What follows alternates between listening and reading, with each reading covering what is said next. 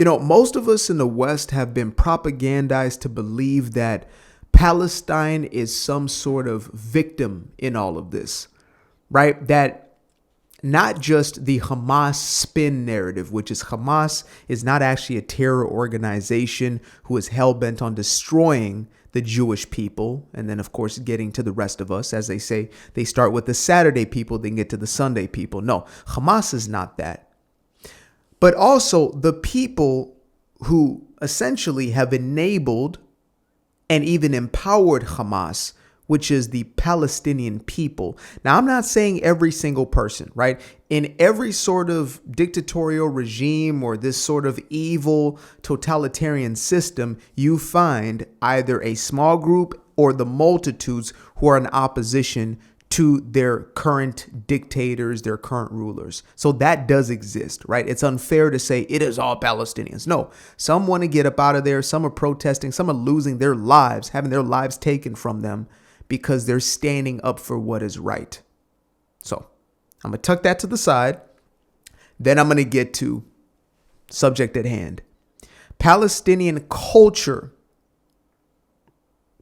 the overarching culture, is defiled, it's degenerate, it is vile, it is violent, and it is rooted in genocide. Literally.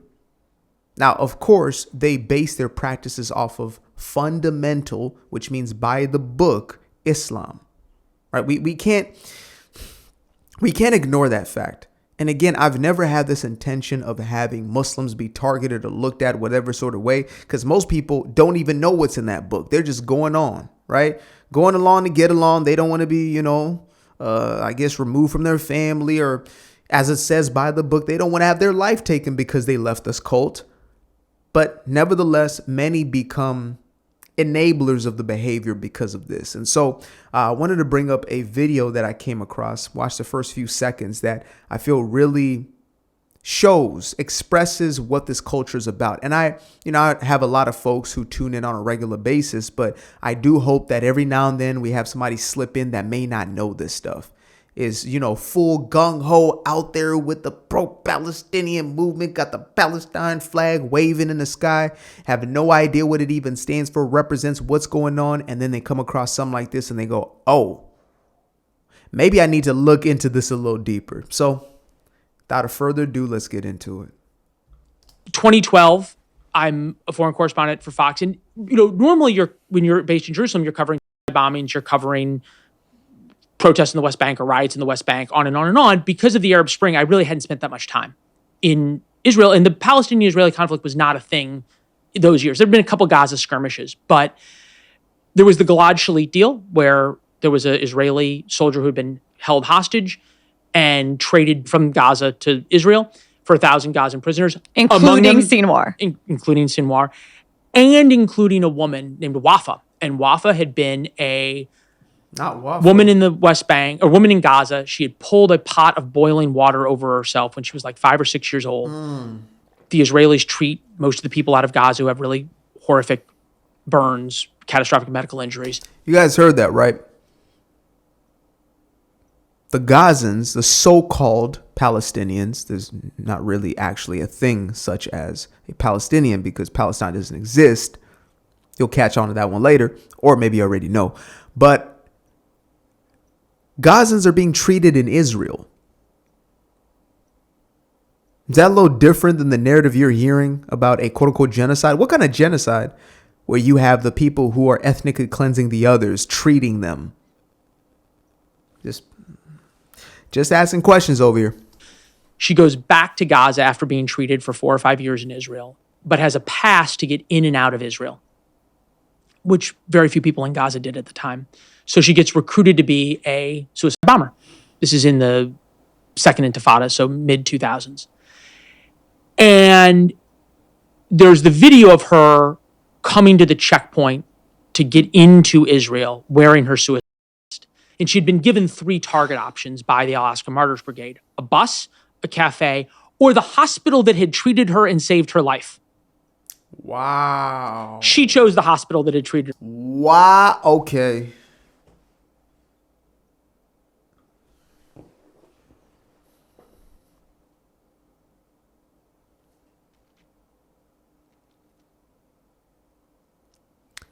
She chose the very people that essentially saved her life, or saved her from having these third degree burns, or whatever they may have been, the severity of them, burns the rest of her life.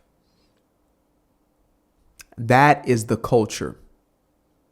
Now, I've shown a multitude of these videos with these kids, and them speaking of how they want to grow up and essentially be these self-unaliving bombers. I know I still have to say that word on here. It's ridiculous. I get it.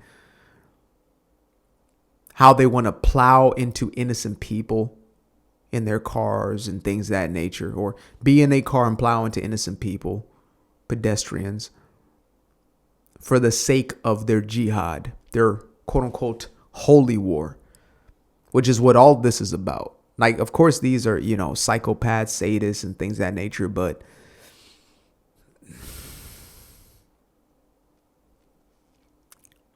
it's cultural. They never cared about land.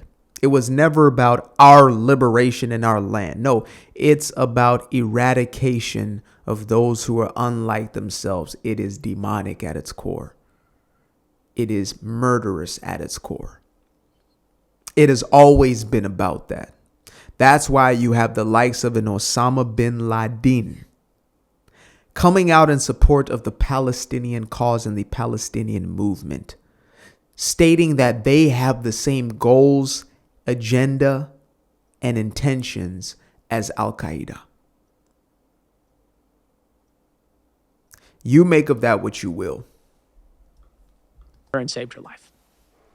She gets to the checkpoint. They discover that she has a bomb, or they really think she does. She tries to detonate it. It doesn't go off. She gets thrown in jail. Again, the Israelis treat her. They help her with her burns. They educate her. They give her a college degree. And now in the Gilad Shalit deal, she goes back to Gaza. So I go to Gaza to interview her, thinking this is going to be a redemption story. It was before Christmas, right? That she is going to say, perfect Christmas story. I am going to be the one to try and forge peace, and I believe in peace, and I've seen that the Israelis are not evil, that I don't want to kill them anymore. Fine. So I get into Gaza, and I bring with me an iPad that has the video of her trying to blow herself up. So we're sitting across from each other like this. She's wearing a hijab in a very junky Gazan apartment. It is an awful place in every sense of the word. And I show her the video. And I said, what are you thinking watching this? She goes, oh. Has all this reaction. And she goes, I'm thinking I almost tasted paradise.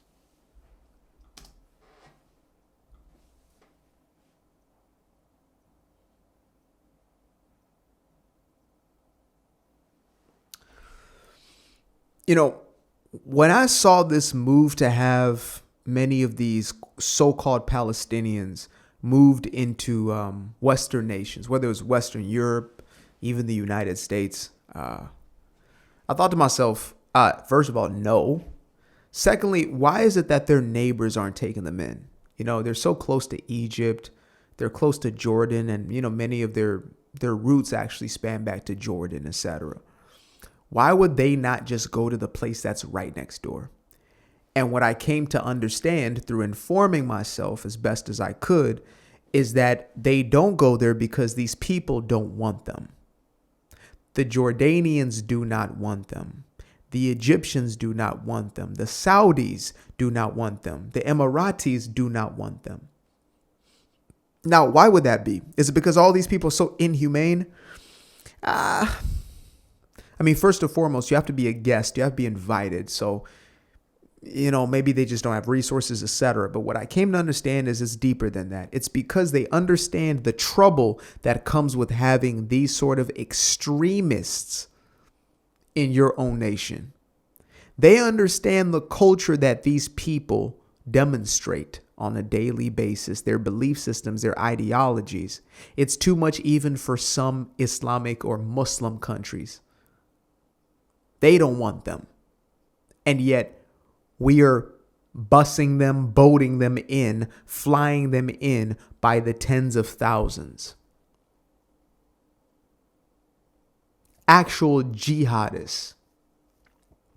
Now, I don't say these things to create a sense of fear. And I'm actually going to have a pastor on who happened to come across one of my videos, which is that the reason why this foreign God is coming in and dominating us in the West is because we've given up our God, the true and living God, Yahweh, the God of all gods.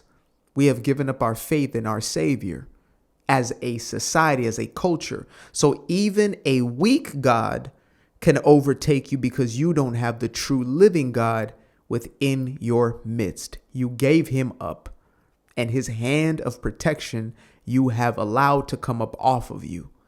And so now you're experiencing what you're experiencing. You will have foreigners come into your land and taking you over. That's in Isaiah. So this story is even crazier than I would have projected or assumed in its totality. Here's this woman who this man believes is going to have some sort of redemption arc to see the flaw in her ways, but all she sees is a failed attempt.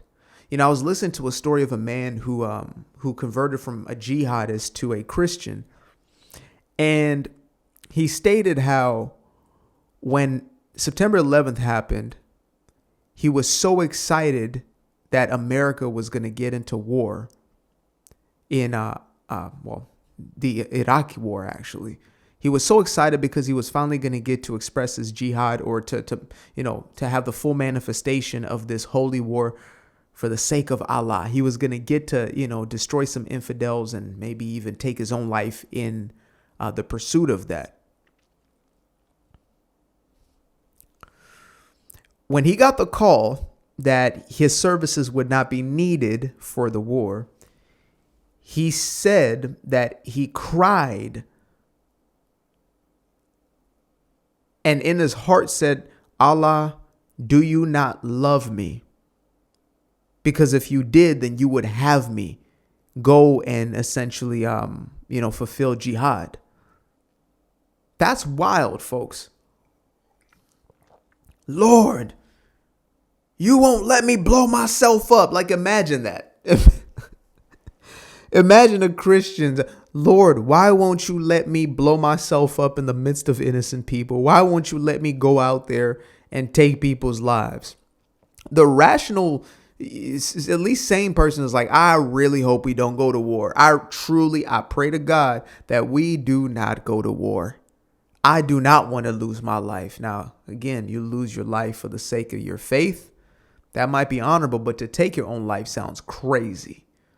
That woman right there had the same spirit in her. She wanted to end herself for the sake of her false god. I'm going to call it what it is. Her demon. That's a whole demon right there. And I don't mean that hyperbolically. I mean what I mean. That is demonic. To have you end yourself for a false doctrine, a false prophet, a perverted false prophet, may I add, who would lay with can't even say it on here, but a youngin,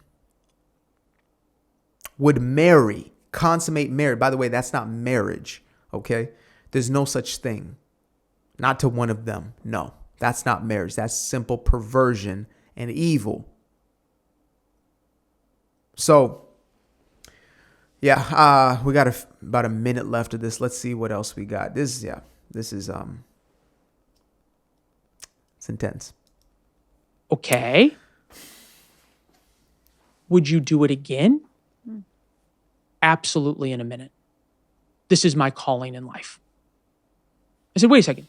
These people treated you in all of your burns. They saved your life. You tried to blow them up. They still treated you. They educated you. And now you have a chance at life back here in Gaza. And you'd want to blow them up. And she goes, absolutely. They are the infidels. They are evil. They are the enemy. I can't remember what the exact translation was. And that's when my mind was made up about sort of the moral clarity of the Israeli-Palestinian debate. Are the Israelis perfect? No, but that's what they're up against.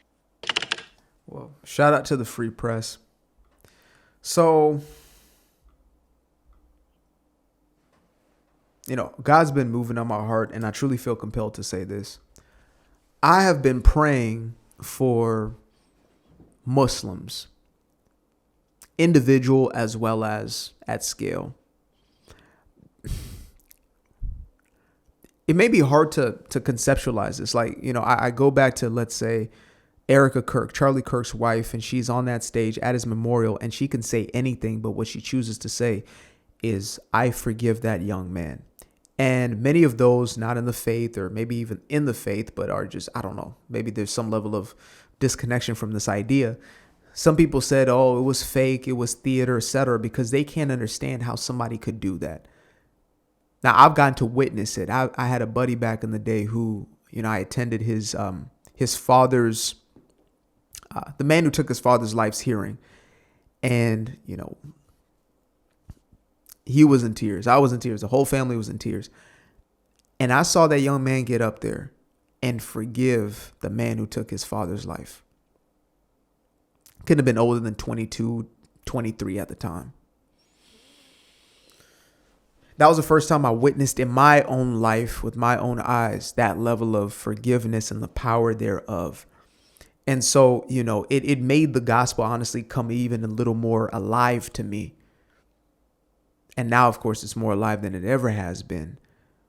How Christ can be on the cross and say, forgive them as they're doing it.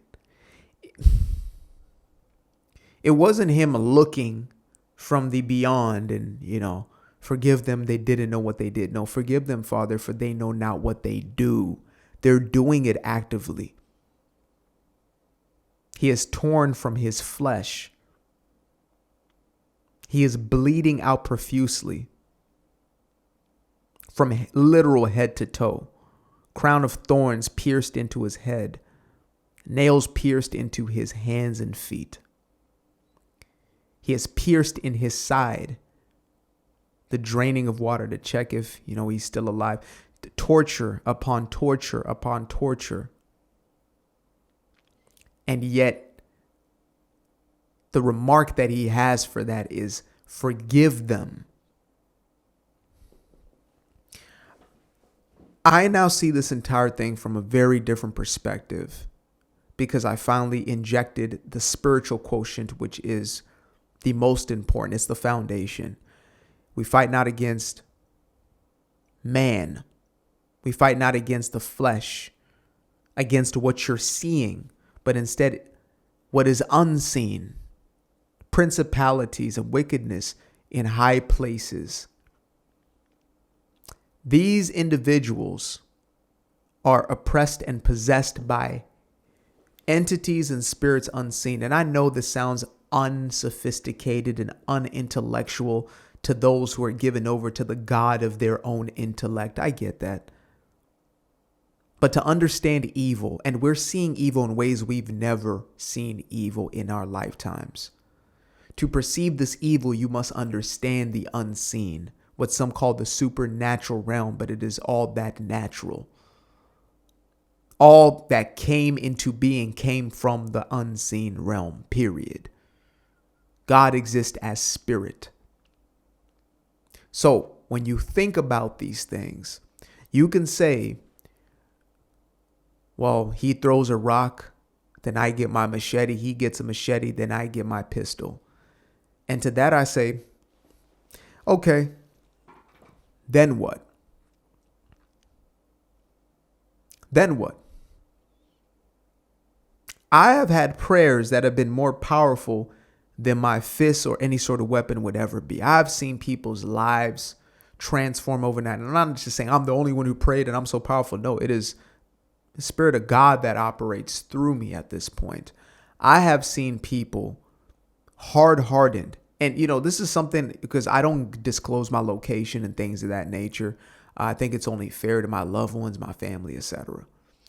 But, some folks think I have no real understanding of Islam and Muslims, whatever, not understanding that I have lived in the midst of Muslims. I mean, Muslim neighborhoods, saturated. That's how I actually got to a point of understanding this thing. I have worked in the midst of Jews, Orthodox. So I've been allowed the opportunity to view these things from a multitude of angles. And where I've come to the conclusion of is, forgive them, Father, for they know not what they do. These are individuals who are in need of saving, because as terrible, as heinous, as evil as their acts may be here on earth, thereon after is going to be. I can't wish that. I wouldn't wish that on my worst of my worst of my worst, quote unquote, perceived enemy. And neither would God. That's why God looks to draw them upon him, to call them home. Many will deny and stay in their wickedness, stay in their darkness, stay in that evil mentality. But again, we are called, as seemingly insane as it seems, I was watching the movie Paul, the Apostle of Christ, and it really gives this understanding of the level of persecution, folks being burnt at the stake, being beheaded, just the most heinous things. And in all of that, it was, forgive them, Father, for they know not what they do. Because we know that there's life everlasting with our Creator on the other side of this life. But for those who continue to persist and live in that evil, can't say the same. Again, some folks think, oh, they need to get all their justice now. God is a true God of justice, meaning there's an understanding of just that we cannot comprehend. And sometimes we may even think it's over the top. But guess what? We are human. We are finite in our understanding of the infinite, and therefore we cannot understand how things will prevail. There will be justice, a finite justice, an infinite justice for every single one of us. There will be an account made, and there will be consequences based upon the account given, period. Period. That's why when I look at that woman there, or I don't see her, but I perceive her, or I see a woman wrapped up in a hijab, I feel a level of sympathy, and I wish for freedom from that spirit. I wish for freedom from these kids who are being indoctrinated and being pulled into the sadistic, dark, and twisted ideology. I genuinely.